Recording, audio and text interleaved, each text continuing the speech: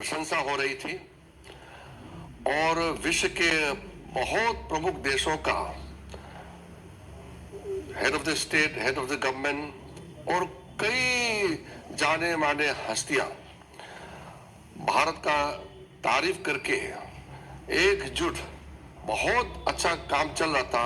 उस समय कांग्रेस के यूथ कांग्रेस वर्कर्स के कुछ लोगों ने वहां आकर के नंगा नाच किया और सबने तस्वीरें देखी और रात भर इसका जो प्रतिक्रिया आए हैं देश भर से, जितना भी इसका निंदा किया जाए बहुत कम है। ये एक गलती नहीं है, एक अपराध है।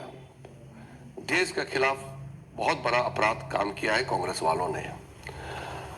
हमने सुबह उठकर के ये सोचा कि अगर कांग्रेस पार्टी में देश के प्रति थोड़ा भी उनका सोच विचार सोचा कि हम आत्ममंथन करके माफी मांगेंगे, तो सुबह जब हमने देखा माफी मांगने की जगह उल्टा कई कांग्रेसी नेता ये नंगा नाच को जायज ठहरा रहे थे और कह रहे थे कि ये युवाओं का आक्रोश है।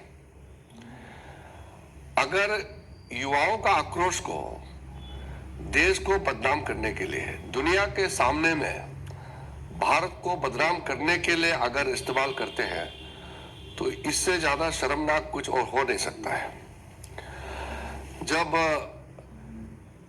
देश हित में कोई भी काम होता है, उसमें सरकार किसी का भी हो, इसमें राजनीति नहीं होती है।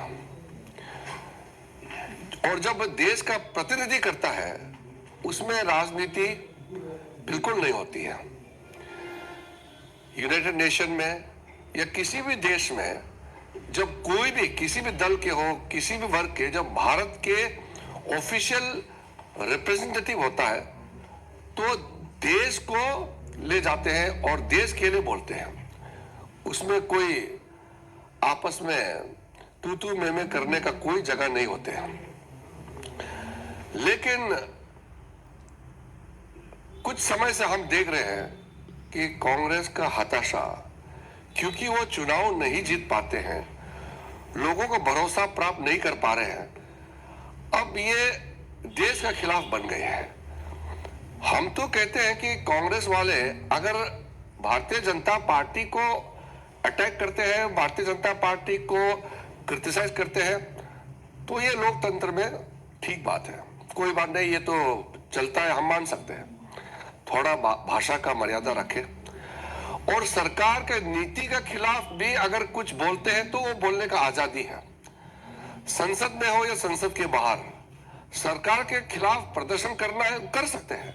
ये तो लोकतंत्र में सबके लिए ये आजादी प्राप्त है, संविधान में प्रावधान है, आप कर सकते हैं। लेकिन आप देश के खिलाफ कैसे प्रदर्शन कर सकते हैं?